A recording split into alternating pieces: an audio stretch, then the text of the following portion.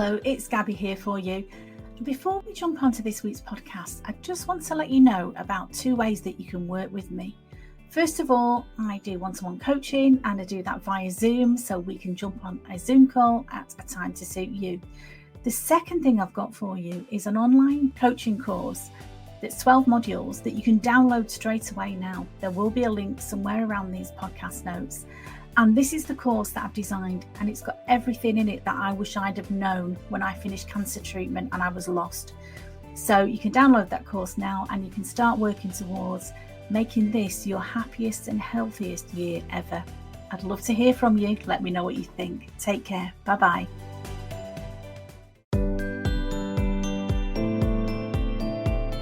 Hello and welcome to Confidence After Cancer, the podcast where we talk about finding your joy, rebuilding confidence and creating the life that you deserve after cancer treatment ends. I'm Gabby, your host and a cancer recovery coach dedicated to helping women navigate life after treatment. And thank you so much for joining me today. I really want to talk today about how the holiday season can be a time of joy, but for many of us, can also bring feelings of sadness, of loss and of loneliness. Maybe you're grieving the life that you once had before your diagnosis. Maybe you're missing loved ones. And I'm speaking to so many people in my personal life and people that I'm working with who not only are dealing with bereavements, but also are dealing with family estrangements, not being close to their families anymore, not being close to friends that they once were so close to. And so that loneliness as well is sometimes really exacerbated at this time of year. Think about times that have gone past and what you're missing. Whether it's to do with people or just in general, it may be that the high expectations of this season can leave you feeling overwhelmed and feeling like you're not enough. So if you're feeling low this Christmas, I want you to know that you're not alone. Okay, and it's okay to feel this way. It's understandable, but I don't want you to stay in that place. So today I'm going to explore ways to honour your feelings and help you to know that you're not alone. Okay, I want you to honour your feelings, prioritise your self-care. And you know I'm always banging on about self-care, but there's a really good reason, because it matters. You matter. And I want you to create space for moments of light in this season. Okay. So I'm going to talk briefly about why the holidays can be so difficult. So this time of year can be particularly challenging. You know, I live in Manchester at the minute. I'm not loving the dark nights, the cold and damp weather, but it's not just that as well. We know Christmas is coming up, and for a lot of people, particularly cancer survivors, there's complex emotions tied to your health journey. This season might remind you of past years when life felt so different.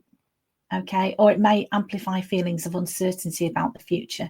I know after my diagnosis, the year of my treatment, it wasn't Christmas, it was bonfire night. You know, in England we have firework displays, and I remember absolutely crying my eyes out when I watched these fireworks, thinking, will I be here next year to see this? And so sometimes dates like that trigger things, trigger the emotions. Now, obviously, that was for me, luckily, touch wood, you know, it's 16 years ago now, and it does get easier. But I'm not saying that if you're feeling like that, it's not without good reason. So first of all, acknowledge yourself. It is a difficult time of year for many people, but there's a lot you can do about it. The other thing to think about as well, I know from speaking to people, is family gatherings are supposed to be good things, and they are generally, but they sometimes can bring a lot of stress instead of joy. You know, especially if there are unspoken expectations, or maybe there are some strained relationships. Being with people that you're not usually around can be stressful as well. And let's not forget the media, social media and social pressure to feel merry and bright at all times can make your sadness feel even more isolating. It can appear sometimes like everyone else in the world is having the time of their life and you're the only one who's not. But actually, that's not really true. You know, I may be as guilty as anybody. I don't put my bad times on social media. I put photos on when I'm feeling good and I'm having a nice time. Don't take photos when I'm having the not so nice time. And you have to remember, social media is an image. It's a moment in time. It's not reality. Okay, my love. Here's the thing, though, to think about how you are feeling. Your feelings are valid. Okay, and sadness is a natural emotion. And the first step to coping is to give yourself permission to feel that. It's natural. Feel whatever comes up without guilt or without judgment. And I said this to somebody the other day. She was talking to herself in a way, being really harsh, very critical of herself. And I said, you would never speak to your best friend like that. So why on earth would you speak to yourself like that? Tell that little monkey mind, that chattering monkey mind that we all have, it needs to become your best friend, not your worst critic. Okay. World's full of critics. You don't need another one. So I'm going to give you now some practical strategies for coping with sadness. So what can we do? First of all, I would suggest to you, this might sound a bit strange, but name your feelings. So take a minute to just pause and think about, what are you feeling? Okay. Are you grieving a loss? Are you feeling anxious? Are you feeling lonely? Giving that emotion a name can help you to process it and understand what you need to move forward. Okay. The second thing I'd suggest to you is to set realistic expectations. The perfect Christmas is a myth. It only really happens in films. And even in films, there's ups and downs. So just release the pressure to meet unrealistic expectations. Ask yourself what truly matters in this season and focus on what feels meaningful, and just let go of the rest. I know, I've put a lot of effort some years into creating a wonderful Christmas, but the best times I've had over the time that we've had in between Christmas and New Year has been sat round a table just playing silly card games with friends and family, laughing at silly things and just singing to really silly songs I was going to say on the radio, but nowadays it's probably on Spotify, but laughing with people, connecting with people is what truly matters to me. So, perfect dinner is lovely, but if your dinner's not so perfect, if the day doesn't go how you've planned, it's really not the end of the world. Okay. So setting realistic expectations, be kind to yourself. The third thing I'd give you as a strategy is to create some new traditions. And I know, I'm dealing with somebody at the minute who's going through a really painful breakup with a partner, and she's thinking back about, we used to do this and we used to do that. But okay, if old traditions feel too painful, start some new ones. Okay. Think about what you could do to start some new traditions at this time of year. Maybe it's a quiet walk on Christmas morning. Maybe it's volunteering. Helping other people who are less fortunate than yourself, or creating a gratitude jar. I did this for many years, just writing down on a little slip of paper all the things that you're grateful for and pop it in that jar. And when you're feeling low, sometimes it helps you to get those little notes that you've written down and get them out and remember how lucky we are. If you're listening to this, you're probably one of the most fortunate people in the world. You've got a smartphone, or you've got a laptop, you've got the internet, hopefully you've got a roof over your head, you've got food in your fridge. A lot of people around the world, think about that, don't have these. We are very, very fortunate in our country. And if you're listening to this, most of us have got so much to be grateful for. So just and I'm not saying your feelings aren't valid. I'm saying think about all the things you've got to be grateful for. The next strategy I would give you is thinking about connecting in meaningful ways. Okay, connecting with somebody. Reach out to somebody that you trust. That could be a friend, a family member, or even an online support group can be a source of comfort. Okay, if you're not up for socializing, that's okay. Consider writing letters or journaling. And I'm going to be talking about journaling in my next podcast, because I've got an end of year journaling exercise I'd really like to do with you, because I really resisted journaling for a long time. When I was going through my treatment, my good friend Jackie sent me a journal and a nice pen, because I think she'd read somewhere that journaling was good. And for a long time, I couldn't even look at this book, this journal. It was a beautiful book journal that she bought me. I was scared of my feelings. I was scared. They were so dark at that time. But now I'm in a better place now. I still have my ups and downs. My life isn't perfect. I'm not saying that. But journaling can be so therapeutic, and it's a great way to connect with your feelings and process them. So in my next podcast episode, I'm going to talk you through a journaling prompt, if you like. I'm never here to tell you what to do. I'm here to suggest things that might help you. So I've got some journaling prompts that might help you to process your feelings. Sometimes just a stream of consciousness, getting it out on paper, can really be helpful. The other thing I was just going to mention is connecting with people. Writing letters is a bit of a dead art now. We all have texts and WhatsApp messages and goodness knows what, emails. But I love getting a letter or a card in the post. And they are really, really special. So you might want to think about getting some little cards and sending them to people who mean a lot to you, with just a really heartfelt note. At one of my recent yoga classes, my lovely yoga teacher, Connie, she leaves little cards on everybody's mat, and they always touch a nerve with me.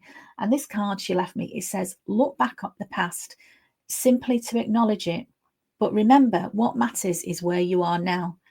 Your past doesn't define you. And it's got a little cartoon on the front, and it says, I wish I could go back and change the past. And the little heart is saying, you can't. But what you can do now is change the future. And that really, really touched me. And I've got it pinned up in my little office here because it meant so much to me. So again, I wouldn't pin up a text message or a WhatsApp message, but a little card or a letter is a great way to connect with people. The fifth thing I would say to you is to practice some self-compassion. So remind yourself that it's okay to prioritize your needs. Take breaks when you need to. Say no to invitations that feel draining. You don't have to do anything. You get to choose what you do, okay? Focus on nourishing your body and mind with activities that bring comfort, like reading, like gentle yoga or listening to music, whatever it is that makes you feel safe, that makes you feel nurtured, makes you feel cared for. Okay, you matter, my love, and you need to make time for that self-compassion, okay? The next thing I'd just really like to talk about is creating moments of light, because even in sadness, it is possible to find moments of light. So here are a few ideas to create those. I've already talked about gratitude. So gratitude practice every day, write down 3 things that you're thankful for, no matter how small. So gratitude doesn't get rid of your sadness, but it can shift your focus and your perspective to notice the beauty in everyday life. Sometimes it can be something so simple as, I'm so grateful when I made myself a lovely nurturing tea because it tastes nice. You know, the tea is warmed me. It feels really nurturing. Sometimes there's a beautiful, not often, but sometimes we have a beautiful blue sky outside. I'm grateful for that. I'm grateful to live in a country where we have the seasons. I'm looking outside and the trees are losing their leaves now, but it reminds me that nothing is permanent. The seasons come and go. Sadness comes and goes. It's not somewhere you want to stay, okay? There is beauty in everyday life. I really believe that. The other thing I might want to suggest to you is mindfulness, and this is really helpful to create moments of life.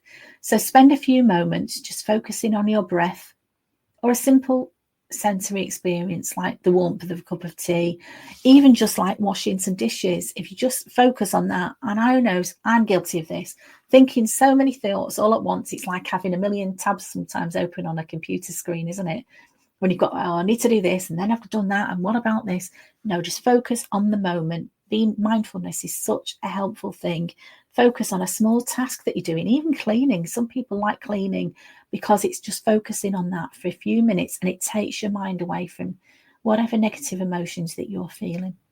Acts of kindness, this is a really good one. So doing something kind for someone else, even if it's a small gesture, can help bring a sense of purpose and connection. So whether it's reaching out to somebody, whether it's giving some money to a homeless person, if you want to do, or there's a big issue seller near me, and I always buy her a cup of hot chocolate because I think, poor love, she's sat there all day. That makes me feel better. It helps me doing something kind and just I speak to her, I know her name, I have a little chat with her, and I think she must sit there all day being ignored by so many people.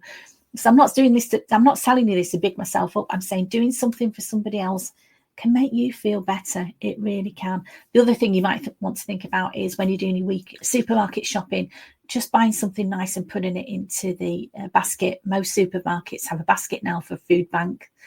And again, just you're helping somebody who's never going to meet you, might never meet them. You don't know who you're helping. But remember how privileged you are. It could be a small packet of biscuits. That can mean the world to somebody else who can't afford to buy biscuits. So doing something kind for somebody else. You know, if you've got more money to spend, that's great. Make a big donation to charity. But you can always do something small and it will mean something to somebody. Okay. So I just want to remind you, really, if you're struggling this holiday season, it is okay to seek support. That might mean talking to a therapist. You know, in the UK, we have online Samaritans if you're feeling really low, but just reaching out to a trusted friend or taking some time for yourself to reflect and to rest, and remembering that your mental health is just as important as your physical health. So I just want to say again, the holiday season doesn't have to look the way it's portrayed in movies or in social media. It's your season to define in whatever way feels best for you, whether that's finding moments of peace, connecting with loved ones, or simply resting, listening to your body and resting. You're not doing nothing when you're resting. You are healing, you are nurturing yourself. And that's really, really important. We all need that for optimal health. Look after yourself, knowing that your well-being matters. You matter, my love. So thank you so much for spending this time with me, listening to my podcast. If you found this episode helpful, I'd really appreciate it if you could share it with somebody else who might need a little extra support this season. And as always, I'd love to hear from you. So reach out to me. You can connect with me on social media, or you can connect with me through my website, confidenceaftercancer.co.uk. And so until next time, take gentle care of yourself. You are not alone. So stay safe and stay sane. Take care, my love. Bye-bye.